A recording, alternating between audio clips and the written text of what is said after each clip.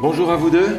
Bonjour Alain, Paul. bonjour Chani, merci d'être avec Bonjour nous Paul. aujourd'hui. Bonjour. On va reprendre notre étude du livre de Job qu'on avait commencé la dernière fois.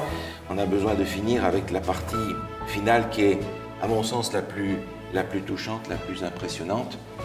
Mais avant de continuer notre étude de la parole de Dieu, on va prier ensemble. OK. Alain, tu veux prier pour nous? Oui, absolument. Bon et tendre Père Céleste, on te remercie de ces moments qu'on va passer à ouvrir ta parole. Seigneur, que ton esprit repose sur nous afin de nous aider à bien comprendre ce que tu veux nous enseigner. C'est au nom de ton Fils qu'on te demande ces choses. Amen. Amen. Amen. Merci bien. Alors, dans la première partie, juste pour en dire deux mots, on avait vu que Job était un homme droit, un bon chrétien, pourrait-on dire, qui se trouve attaqué dans sa vie parce qu'il y a un conflit dans le ciel. Oui.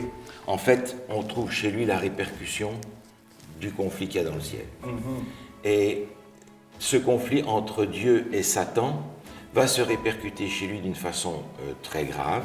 Il va perdre tout ce qu'il a et ses amis vont essayer de venir le consoler, mais il n'y a pas de consolation là-dedans. Ses amis lui disent « Tu as ce problème-là parce que tu as gravement péché. C'est ta faute. Repens-toi, c'est ta faute. » Job résiste à ça, il refuse l'idée que ce qui lui arrive est la conséquence directe de quelque chose qu'il a fait. Il se reconnaît comme pécheur, mais les catastrophes qui arrivent dans sa vie ne sont pas le résultat immédiat d'une faute qu'il a commise, particulière. Et il résiste à ça. Oui. Et il demande à Dieu de justifier le malheur qui lui arrive.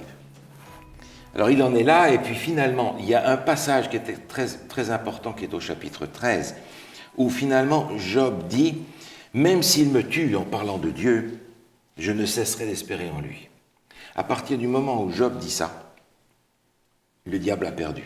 Parce qu'il avait dit à Dieu, si tu le laisses tomber, il te laisse tomber aussi. Si tu arrêtes de le bénir, il va te maudire en face. Ouais.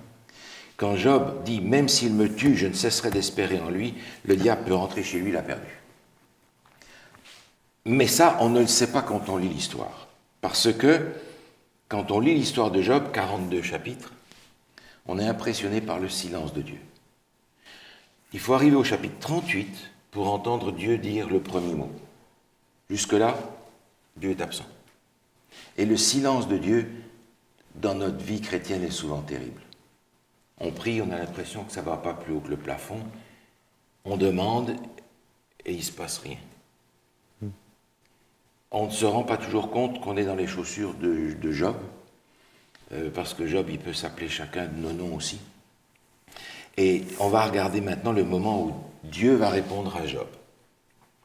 Alors on pourrait s'attendre à ce que Dieu vienne voir Job et puis le console, parce que le problème est résolu dans le sens où Oui. le diable a perdu son affaire. Mais on va regarder comment Dieu s'adresse à lui. Alors on est dans le livre de Job au chapitre 38.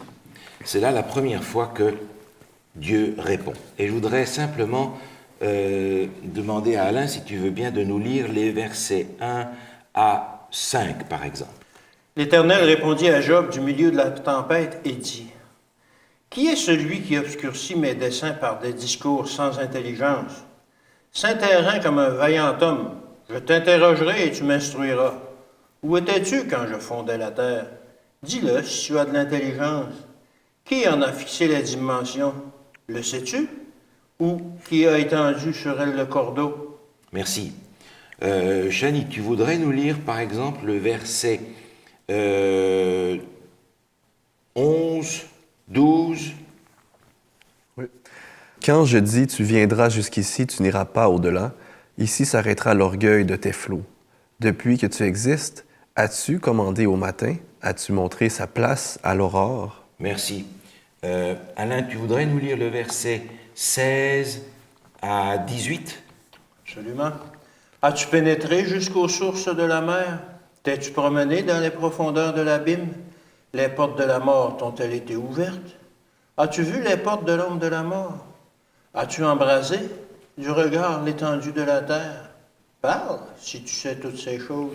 Chani, tu voudrais nous lire le verset 24 et 25? Par quel chemin la lumière se divise-t-elle et le vent d'Orient se répand-il sur la terre? Qui a ouvert un passage à la pluie et tracé la route de l'éclair et du tonnerre? Merci. Alors on a ici des textes qui s'étendent sur plusieurs chapitres. En fait, chapitre 38 jusqu'à 41, où Dieu va littéralement assommer Job avec une foule de questions concernant la nature, c'est-à-dire des choses qu'il voit, pas des choses dans le ciel qu'il ne connaît pas, des choses auxquelles on pourrait s'attendre qu'il soit capable de répondre. Mais non, Dieu se présente même à Job d'une façon assez forte. Il ne vient pas lui dire « Mon pauvre Job, je te comprends, je viens te consoler. » Non, pas du tout. Il lui dit « Mais pour qui tu te prends? Alors c'est toi qui vas maintenant me dire les choses. Hein, Saint-Terrain comme un vaillant homme. Je t'interrogerai, tu m'instruiras. Dis-moi les affaires alors. » Et il commence à l'assommer en disant « Où étais-tu quand je fondais la terre? Tu as de l'intelligence. Alors, si c'était si intelligent que ça, dis-le. » Et il va réviser toute la nature, point par point. La mer, pourquoi est-ce qu'elle s'arrête là? La lumière, elle se divise, comment tu sais comment ça marche? Les animaux, la biche, elle porte ses petits pendant un certain temps. Tu sais pourquoi? C'est comme ça. Et ça va continuer 39, 40 et 41. Il va être assommé, écrasé par une foule de questions auxquelles il n'est pas capable de répondre. Dieu se présente d'une façon assez forte à lui. Et ce texte est intéressant parce que Dieu est en train de lui dire « T'es qui, Job, pour demander que je te donne des comptes ?» Alors, Job va réagir à la fin du chapitre 39. Alors, on va regarder la réaction de Job. Chapitre 39. Chani, tu voudrais bien nous lire les versets 34 à 38? Oui. L'Éternel, s'adressant à Job, dit « Celui qui dispute contre le Tout-Puissant est-il convaincu? Celui qui conteste avec Dieu a-t-il une réplique à faire? » Job répondit à l'Éternel et dit « Voici, je suis trop peu de choses, que te répliquerai-je? Je mets la main sur ma bouche. J'ai parlé une fois, je ne répondrai plus. 2 fois, je n'ajouterai rien. » On retrouve là un Job qui est écrasé par les questions et qui se rend compte que Dieu est Dieu et qu'il est un être humain. Il n'est même pas capable de répondre à tout ça et il se dit « Ouh là là !» Dieu lui parle, il dit « Taillé, t'as convaincu, t'as compris ?» Et Job lui dit « Je suis trop peu de choses, je ne dirai plus rien, je ferme ma bouche. » Et même aujourd'hui, quand on lit ces chapitres-là, on a encore la même réaction, on se sent la main. Ah oui, oui. On n'a pas les réponses malgré la science Oui. aujourd'hui. Oui, oui. Mais Dieu n'a pas fini.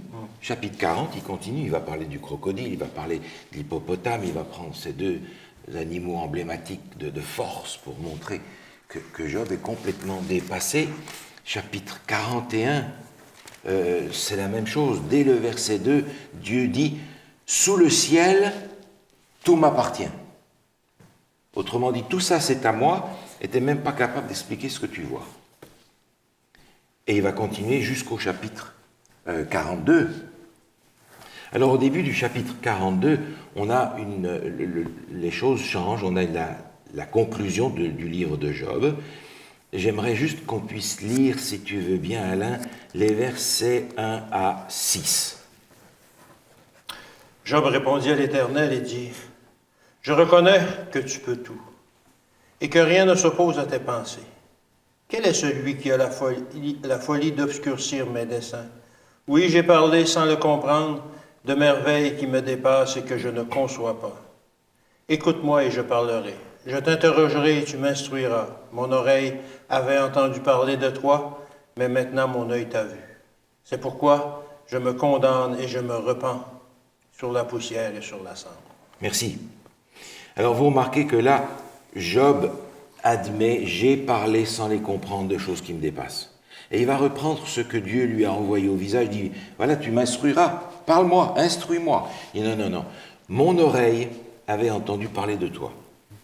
Autrement dit, la foi de Job avait été construite sur le témoignage qu'il avait entendu des autres, qui avaient fait une expérience personnelle avec Dieu. Et il a cru. Et il a été un homme intègre et droit, comme le texte nous a dit. Mais maintenant, il dit, ça ne suffit pas que ma foi soit fondée sur ton témoignage, sur le témoignage de celui-ci ou de celle-ci. Mon œil t'a vu. On a ici quelque chose qui qui nous touche aujourd'hui parce que beaucoup de chrétiens ont une expérience chrétienne empruntée. Empruntée d'amis, empruntée de leurs parents, empruntée de la tradition, empruntée d'un tas de choses, d'un tas de gens, mais pas personnel. Et tant que notre œil n'a pas vu Dieu, dans le sens où on n'a pas une expérience personnelle avec lui, on n'arrivera pas à se repentir comme il le fait là. Et à retrouver un équilibre dans la relation entre nous-mêmes et Dieu. Et Job n'a quand même pas eu l'explication directe de ce qui lui était arrivé. Non, non, pas du tout. Et en fait, Dieu lui ferme la bouche Oui. et le remet à sa place. Puis, est-ce que c'est à dire qu'en voulant se rapprocher nous-mêmes de Dieu, avoir une expérience nous-mêmes avec Dieu, qu'on peut s'attendre à avoir des épreuves nous-mêmes dans notre vie? Parce que Job, il y a eu des épreuves là, pour avoir son expérience. Ben, j'allais dire, c'est parce qu'il était attaché à Dieu qu'il a eu ces épreuves-là, en fait. Et c'est ce qu'on a vu dans les premiers chapitres. Oui. Dieu a pris un homme fidèle comme exemple, il n'a pas pris un infidèle. Par conséquent, nous savons par expérience que, en tant que croyants, on est les cibles numéro 1 de l'ennemi, pour les mêmes raisons d'ailleurs, pour les mêmes raisons, qu'on va essayer de préciser. Ce que Dieu dit ici à Job, en plusieurs chapitres, Jésus le dit exactement de la même manière, enfin pas de la même manière, mais dit transmet le même message à ses disciples en une phrase. C'est dans l'évangile de Jean, chapitre 3. Évangile selon Jean, chapitre 3. Le verset 12. Chani, tu veux nous lire ça, s'il te plaît? Oui, si vous ne croyez pas quand je vous ai parlé des choses terrestres, comment croirez-vous quand je vous parlerai des choses célestes? Voilà. On a en une phrase de Jésus ce qui est expliqué au travers de différents chapitres à Job. Autrement dit, comment veux-tu, Job, que je te donne des comptes sur des choses qui se passent dans le ciel, Oui. alors que les choses qui sont sous tes yeux et qui t'entourent, tu n'es même pas capable de les expliquer? Comment veux-tu que je te donne des comptes de ça? Impossible. Autrement dit, il demande à Job, fais-moi confiance. Parce que Dieu a des plans pour nous. Alors, revenons dans l'Ancien Testament, on va aller dans Jérémie, au chapitre 31, où on a le message de Dieu qui nous invite à faire confiance parce que Dieu est fidèle dans son alliance. Jérémie, chapitre 31, on va lire le verset 3. Si tu veux bien. De loin, l'Éternel se montre à moi. Je t'aime d'un amour éternel, c'est pourquoi je te conserve ma bonté. Voilà, Dieu nous aime d'un amour. Comment? Éternel. Ça, c'est beaucoup, ça. Ouais. On n'arrive pas à comprendre ça. Et il essaie de faire comprendre à Job, je t'aime de cet amour-là, fais-moi confiance. Alors, venez une page en arrière au chapitre 20, Jérémie encore, chapitre 29, où on a ce message que vous connaissez bien, verset 11. Tu veux nous lire ça, Janie? Jérémie, chapitre 29, verset 11. Oui. Car je connais les projets que j'ai formés sur vous, dit l'Éternel, projets de paix et non de malheur, afin de vous donner un avenir et de l'espérance. Voilà. Il a des projets pour chacun d'entre nous, il a des projets pour Job, et le projet pour Job est énorme, mais ce sont des projets pour notre bonheur, pour notre paix. Maintenant, on a dans le Nouveau Testament une expérience qui s'apparente à celle de Job et qui va nous aider à comprendre le message que Dieu transmet à Job. C'est l'expérience de l'apôtre Paul qu'il rapporte dans 2 Corinthiens au chapitre 12. 2 Corinthiens chapitre 12, vous vous souvenez que l'apôtre Paul avait un problème physique, on n'est pas exactement sûr de ce que c'était, probablement un problème avec les yeux, On voit l'apôtre Paul qui doit changer aussi ses itinéraires pour des questions de santé, en lisant le livre des Actes et les Épîtres. Et finalement, le texte nous dit, ce que je vais te demander de lire, si tu veux bien, 2 Corinthiens chapitre 12, le verset 7, 8 et 9. Et pour que je ne sois pas enflé d'orgueil à cause de l'excellence de ces révélations, il m'a été mis une écharde dans la chair, un ange de Satan pour me souffleter et m'empêcher de m'enorgueillir. 3 fois j'ai prié le Seigneur de l'éloigner de moi. Et il m'a dit, ma grâce te suffit, car ma puissance s'accomplit dans la faiblesse. Je me glorifierai donc bien plus volontiers de mes faiblesses, afin que la puissance de Christ repose sur moi. C'est pourquoi je me plais dans les faiblesses, dans les outrages, dans les calamités, dans les persécutions, dans les détresses pour Christ, car quand je suis faible, c'est alors que je suis fort. Merci. Un texte très fort, justement. L'apôtre Paul a supplié au verset 8, le texte nous dit « j'ai prié », mais en fait c'est le mot « supplier », j'ai imploré Dieu 3 fois qu'il enlève ce problème. Réponse de Dieu, qu'est-ce qu'il lui dit? Il dit, ma grâce te suffit. Ma grâce te suffit, oui. Ma grâce te suffit, car ma puissance, dit Dieu, s'accomplit dans la faiblesse. Autrement dit, si vous me permettez de traduire dans un langage que je comprends la réponse que Paul comprend, c'est « je ne peux pas t'expliquer. Ma grâce t'a sauvé. L'essentiel, tu l'as. Le reste, oublie, je t'expliquerai plus tard. Parce que si tu es fort, comment est-ce que je vais manifester ma force? Par conséquent, la force de Dieu va se voir, va se manifester dans notre plus grande faiblesse, à condition qu'on la reconnaisse. Et c'est ce que Paul finalement dit. En fait, les détresses, les calamités, les problèmes sont pour Dieu l'occasion de montrer sa force et de me donner sa force, parce que moi, je ne suis pas capable de faire ça. Dieu donne la même réponse à Job. Il lui dit, ma grâce te suffit, tu es sauvé, le reste, on verra plus tard. Et ça, c'est une demande, en fait, de vivre une foi forte en Dieu. Je ne comprends pas, mais je le prends. Parce que sinon, si on a une foi qui est conditionnelle à quand ça va bien, on croit en Dieu, quand ça va mal, on ne croit pas en Dieu. C'est ça. C'est pas tellement de la foi, ça. C'est-à-dire que si c'est ça, le diable a raison. Le diable a raison. Oui. Ce dont il accusait Job. Ce dont il accusait Job, justement. Exactement. Alors, il y a dans le livre de Job, auquel je reviens maintenant, si vous voulez reprendre vos pages dans le livre de Job, il y a tout au travers du livre de Job, comme d'ailleurs au travers de toute la parole de Dieu, un thème qui revient, c'est celui du jugement. D'ailleurs, vous vous souvenez, on avait vu ce passage où Job demande un médiateur dans le conflit entre lui et Dieu. Oui. Il voudrait quelqu'un qui puisse prendre les deux et les réconcilier. On avait vu que déjà, Job sentait le besoin de la présence de Jésus, comme intermédiaire, comme médiateur. Et puis, il va le dire d'ailleurs à ses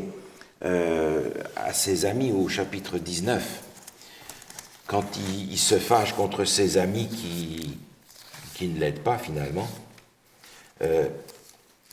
Il va dire à ses amis, quand vous allez voir ma justice finalement, au bout du compte, versets 28 et 29, si tu veux bien, Job chapitre 19, versets 28 et 29. Vous direz alors, pourquoi le poursuivions-nous?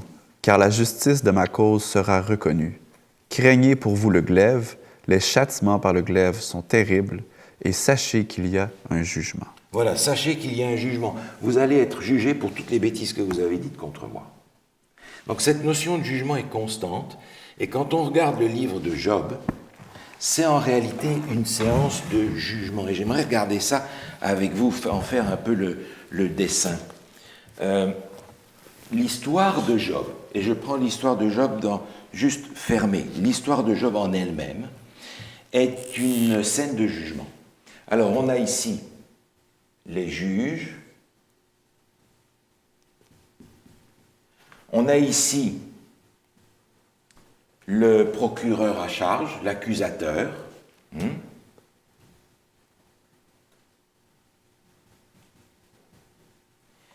Ici, on a l'accusé. Ici, on a Le médiateur. la défense. Ça va? Ouais. Et ici, le public, etc. Alors, en prenant l'histoire de Job très précisément, on va mettre des noms ici. Alors, le premier, l'accusateur, c'est pas difficile. C'est Satan. Toujours. Toujours la même histoire. Il l'a L'accusateur des frères. Il N'est-ce le pas? dit ouvertement au début. Hein. Ok. Qui est l'accusé dans cette histoire? Le véritable accusé, c'est qui? C'est Dieu. L'accusé, c'est Dieu. Ouais. C'est Satan qui se tourne contre Dieu et qui lui dit, ton histoire d'amour avec les hommes, oublie ça. Ouais. Ils sont fidèles par intérêt. Autrement dit, l'accusé, c'est Dieu. C'est Dieu qui se trouve là au banc des accusés. Alors, question un petit peu plus difficile, parce que c'est moins évident peut-être dans le texte. Qui remplit le rôle des juges? Qui sont ceux qui voient la situation du conflit et qui vont être en mesure de savoir qui va gagner? Est-ce que ce seraient les hommes qui sont appelés à juger l'accusation de Satan versus Dieu Mais dans l'histoire de Job, restons dans l'histoire de Job. Ah, OK. Ben, À ça l'intérieur de l'histoire de Job. ça ne serait pas justement Job où on attend sa réponse, savoir qu'est-ce qu'il va choisir. Mais les juges qui vont déterminer qui est vainqueur et qui est perdant dans cette histoire, ce sont des gens qui voient l'ensemble de la situation. C'est Tout toi, à fait. David? Tout à fait. Ils voient rien, eux. Eux, ils voient rien. Et à la fin, au chapitre 42, Dieu va dire, je suis fâché contre tes amis parce qu'ils ont dit des choses qui ne sont pas correctes.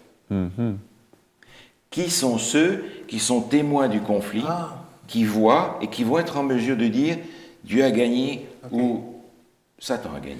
Il y a d'autres personnages qu'on oublie, là, sont présentés au début, alors que s'il y a une assemblée dans le ciel, C'est ça. ça serait Ce sont ces autres personnages-là. C'est-à-dire Avec toutes anges. les créatures qui sont dans le ciel, dont il est question lorsque, dans les premiers chapitres, Dieu rassemble tous les représentants de tous les mondes Ouais. qui sont là et qui voient le conflit éclater devant eux. Vous me suivez? Alors, pour ne pas avoir à écrire une longue phrase, je mets les anges, mais on comprend de quoi il s'agit. Ouais, Ouais. ouais. Ce sont tous ces êtres-là qui sont témoins du conflit. Vous me suivez? Oui, absolument. Et qui vont voir dans tout l'univers qui va perdre et qui va gagner dans cette affaire. Qui est l'avocat finalement? Qui est l'avocat de Dieu? Je dirais Dieu lui-même. Ah mais là, il y a un problème. Ouais, c'est ça, là. Dans l'histoire de Job, si on reste dans notre histoire de Job, Ah, mais c'est Job qui devient l'avocat. mais c'est Job qui devient l'avocat. Mais oui. C'est lui qui défend Dieu. Et là, on a justement quelque chose qui est extrêmement frappant. C'est que Dieu, dans son amour éternel, qu'on lisait tout à l'heure, va utiliser des gens comme nous, comme Job, pour prendre, dans une certaine mesure, sa défense devant l'univers entier. Moi, ça me touche. Parce que je dis, mais qui est-ce que je suis, moi, pour prendre la défense de Dieu? Parce que si Job, effectivement, en voyant toutes les bénédictions qu'il a reçues, se sauver, s'il voit que Dieu ne le bénit plus comme avant, et qu'il dit, ah ben un Dieu comme ça, moi j'en veux pas, un Dieu qui laisse les petits-enfants écrasés, ou qui laisse les petits-enfants mourir de faim, ou qui fait ceci, ou qui fait ça, un Dieu comme ça, j'en veux pas, Satan va arriver et dire à Dieu, haha, je t'avais bien dit, enlève les bénédictions, et tu vas voir, il te maudit en face, il te laisse tomber. Et Dieu a pris, j'allais dire, le risque de compter sur Job pour qu'au sein même de la souffrance, Job arrive à dire, même s'il me tue, je ne cesserai d'espérer en lui. Est-ce que je suis capable de faire ça, moi? C'est-à-dire, dans une certaine mesure, de prendre la défense de Dieu devant l'univers entier. Et c'est pas juste par des belles paroles, là. C'est par notre vie là, qu'on devient ses avocats. Ah mais oui, mais Que Job, est il devenu, a tout perdu. Ouais. Il a perdu sa richesse, il a perdu ses enfants, il a perdu sa santé, il se voit mourir. La seule chose qu'il a gardée, c'est sa femme qui lui dit ce que le diable veut dire, et c'est tout. Alors quand on va dans l'hôpital et qu'on voit quelqu'un qui est tout seul, qui n'a pas de famille, qui n'a pas de visite, et qui dit « Moi, de toute façon, je ne vois pas pourquoi je vis encore, je ne suis de témoignage pour personne », on peut lui dire « Tu es un témoignage devant l'univers entier, même s'il n'y a pas d'être humain qui te voit. » Les amis et la femme de Job là-dedans, est-ce qu'ils seraient parmi l'Assemblée en train d'essayer d'influencer l'avocat et de dire arrête de défendre, ça sert à rien? Ah oui, absolument.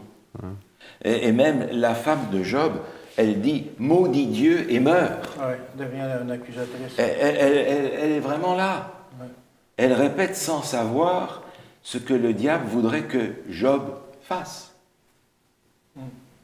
Et ses amis, effectivement, sont là en train d'aggraver la situation en apportant un éclairage qui est totalement faux par rapport à ce que Dieu révèle. Alors, dans cette histoire de Job, je réalise que tout d'un coup, Dieu me regarde comme un atout dans le conflit entre le bien et le mal. Un atout parce que ma réaction dans la souffrance, ma réaction dans l'épreuve, va déterminer si c'est Dieu ou Satan qui gagne dans le conflit. Partiellement, parce qu'il va y avoir un autre jugement qu'on va regarder. C'est partiel, bien entendu. Mais imaginez que Job ait fait ce que sa femme lui disait, maudit Dieu et meurt. Vous voyez Satan dans l'univers qui vient voir Dieu et qui lui dit, regarde ton affaire là, ça marche pas, hein. Je te l'avais bien dit. Et n'oubliez pas que derrière le conflit entre Dieu et Satan, il y a le désir d'être possesseur et maître de la terre. Satan disait, la terre c'est à moi, je suis maître de la terre. Et Dieu dit non, tant qu'il y aura des Jobs sur la terre, tu ne seras pas le patron de la terre.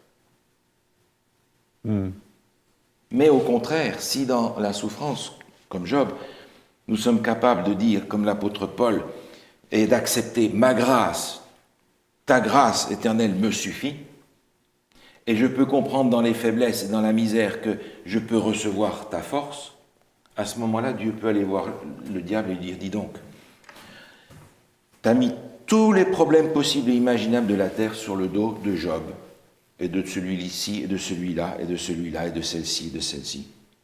Regarde, ils sont tous encore plus fidèles que jamais. Donc, toi, dehors.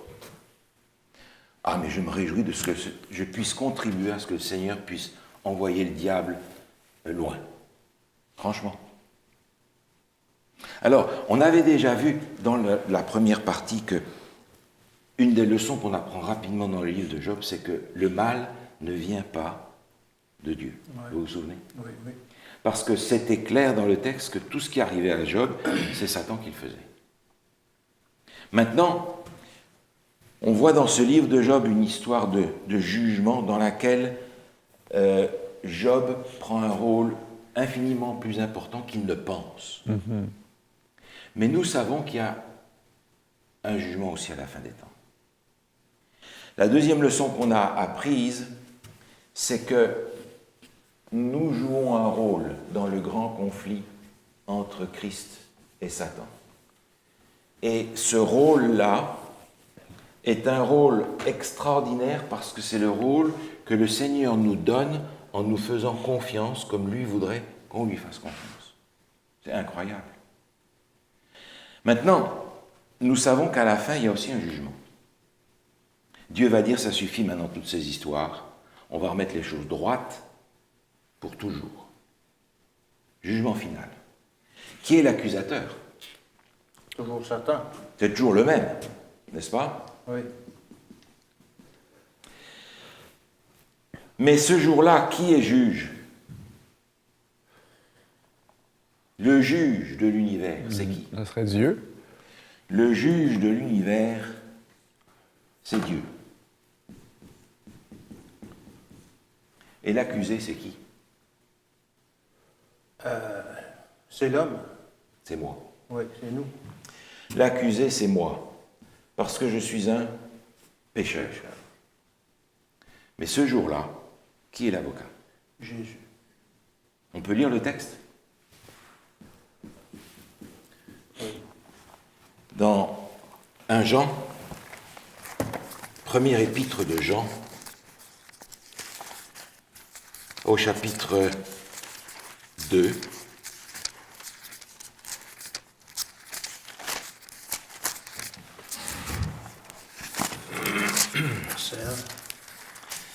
verset 1er et verset 2, tant qu'on y est, si tu veux nous les lire.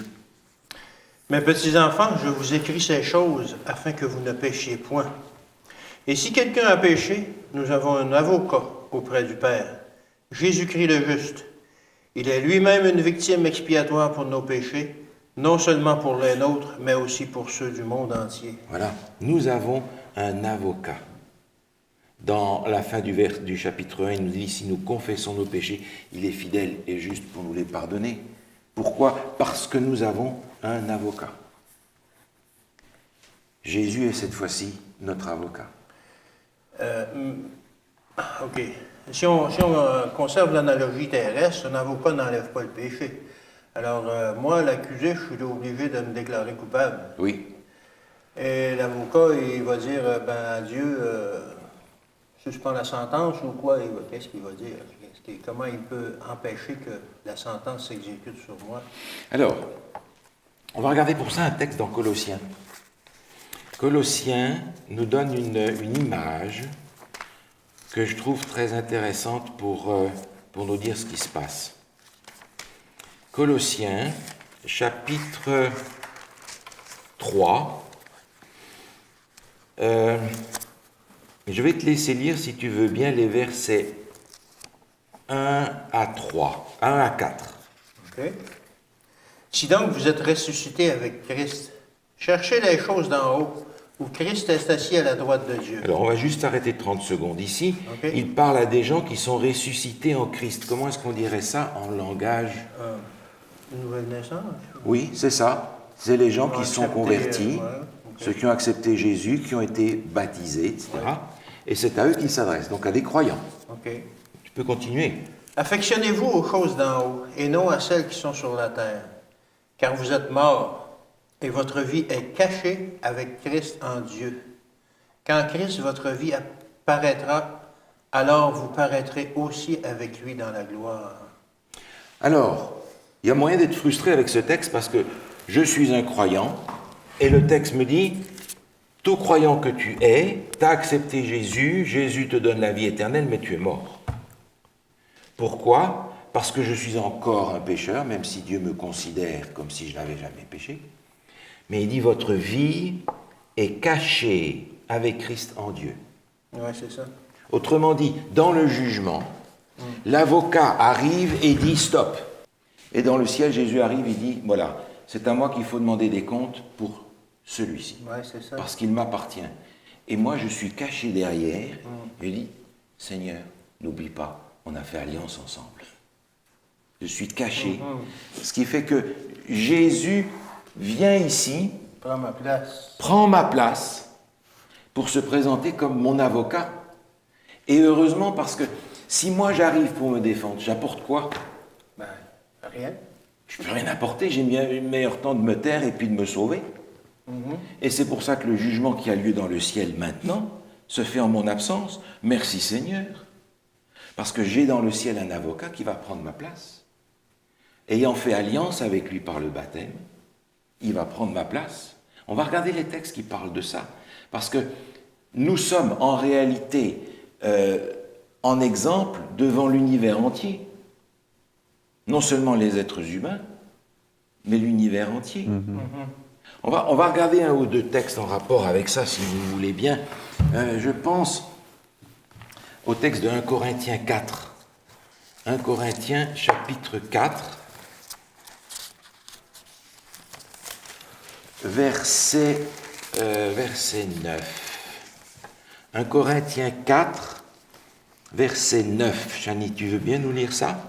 Oui, car Dieu, ce me semble, a fait de nous, apôtres, les derniers des hommes, des condamnés à mort en quelque sorte, puisque nous avons été en spectacle au monde, aux anges et aux hommes. Nous sommes en spectacle à tout le monde, au monde, aux anges, aux hommes. Et nous retrouvons la situation de Job, là, n'est-ce pas? Absolument, absolument. On retrouve la situation de Job. Et on va lire ce texte qui est dans Matthieu chapitre 10. Matthieu chapitre 10 nous remet dans ce même contexte de jugement d'ailleurs. Matthieu chapitre 10, le verset 32. C'est pourquoi, quiconque me confessera devant les hommes, je le confesserai aussi devant mon Dieu qui est dans les cieux. Ah. Wow.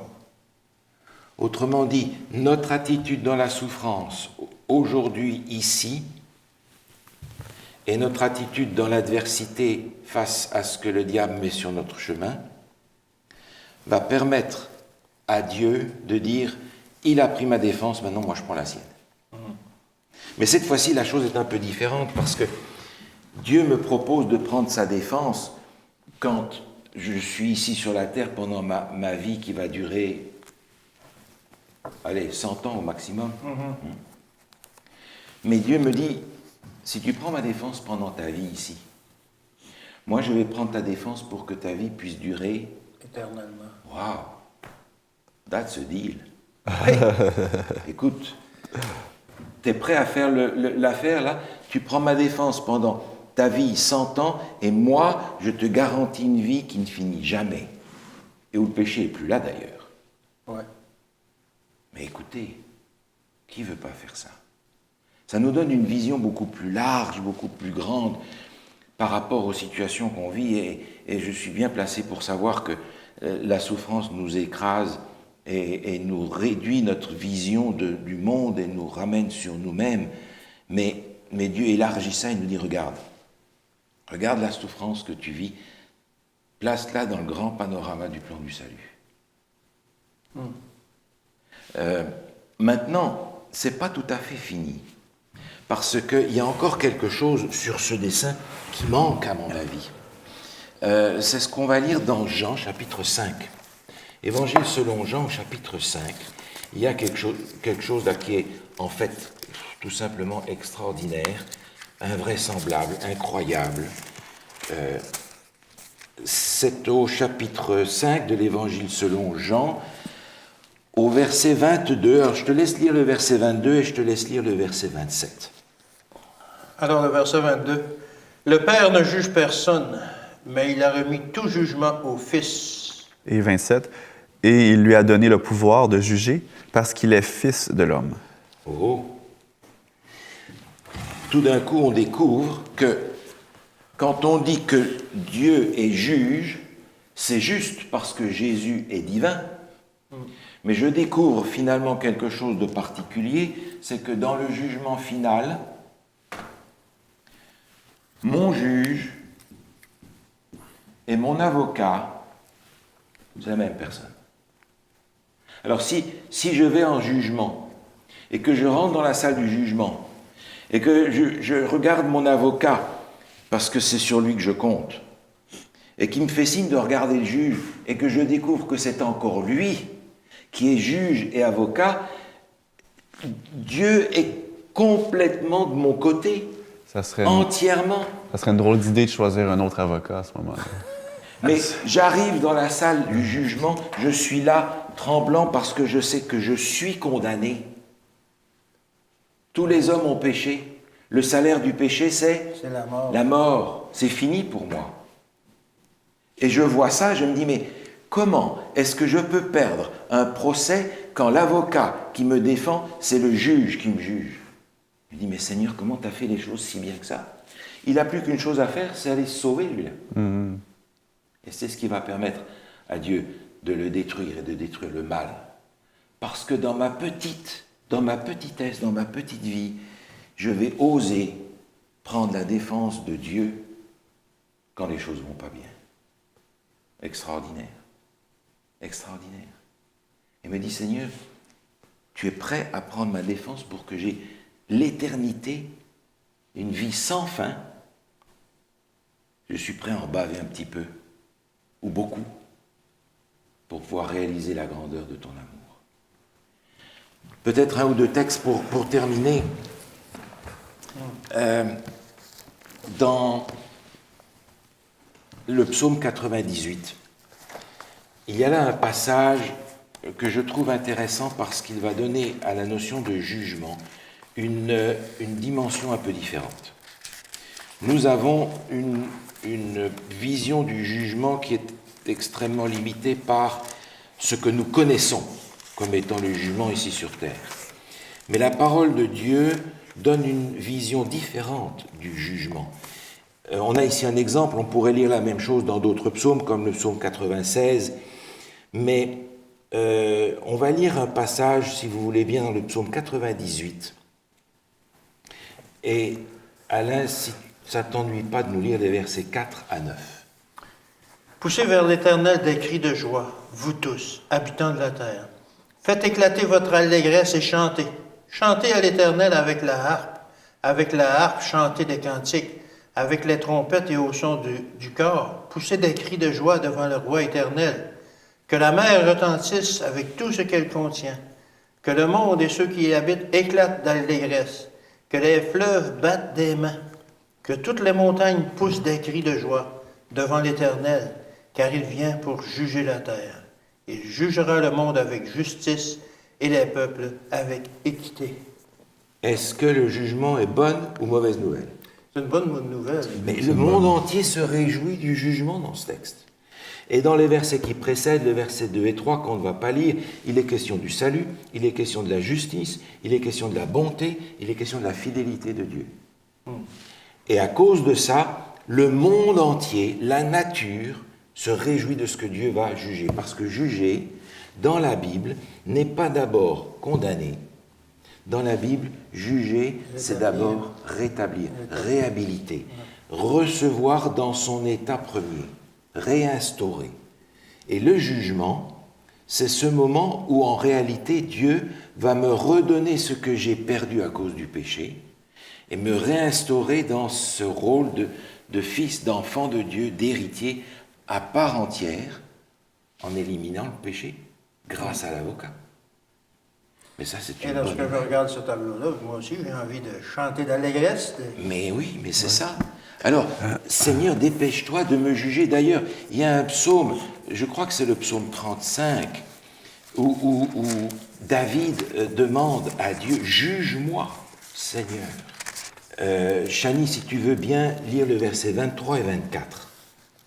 Réveille-toi, réveille-toi pour me faire justice. Mon Dieu et mon Seigneur, défends ma cause. Juge-moi selon ta justice éternelle, mon Dieu, et qu'il ne se réjouisse pas à mon sujet. Merci. Que le diable ne se réjouisse pas à mon sujet. Juge-moi, dépêche-toi de me juger. Donc dans les Écritures, le jugement est une bonne nouvelle. Le jugement, c'est le moment où Dieu s'adresse à ses enfants et leur dit, voici, vous avez été attachés à moi, fidèles à moi, vous avez accepté la souffrance que le diable a mis sur votre chemin. Et moi, maintenant, je prends votre défense pour vous donner la vie éternelle. Le jugement va vous réhabiliter, vous remettre dans cette situation qui a été gâchée par le péché. Mais maintenant, c'est fini. Le jugement met fin au mal. Et je dis au Seigneur, mais vas-y, juge-moi, dépêche-toi, parce que tu es juge et mon avocat. C'est une bonne nouvelle. Et les chrétiens d'aujourd'hui, souvent, ont peur du jugement, mais c'est la meilleure nouvelle qui puisse nous arriver à la fin des temps. Alors, je crois qu'on a, dans cette histoire de Job, un panorama énorme qui nous permet de voir dans sa bonne dimension telle que Dieu voit les choses. Il ne donne pas toutes les réponses qu'on voudrait à la souffrance, mais ça nous permet de voir le problème tel que Dieu le voit dans le ciel, et tel qu'il voudrait que nous puissions le voir en attendant qu'il nous donne toutes les explications que nous pouvons encore lui demander par rapport à notre cas particulier. Et je crois que nous pouvons remercier le Seigneur, louer le Seigneur de ce que, dans ce premier et plus ancien livre de la Bible, il a commencé par répondre à notre première question, Seigneur, pourquoi est-ce que les gens de bien souffrent? Oui. Et maintenant, le Seigneur nous dit, ma grâce te suffit. Ma puissance s'accomplit dans ta faiblesse. Alors aie confiance jusqu'au bout. Il y a un message de l'Évangile qui est extraordinaire dans le livre de Job. Et en terminant, aujourd'hui, j'aimerais vous inviter à prier, à remercier le Seigneur pour son jugement et pour la grâce qu'il nous accorde. On prie ensemble? Oui.